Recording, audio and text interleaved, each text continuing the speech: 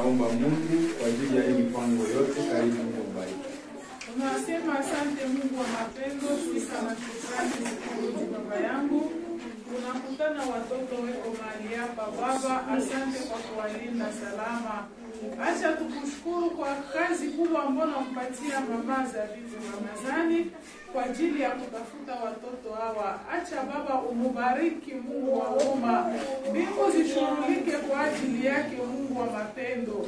Mbingu naweka watoto wote hawa mikononi mwako. Baba uwafunike na damu yako, uwafunike na kivuli chako.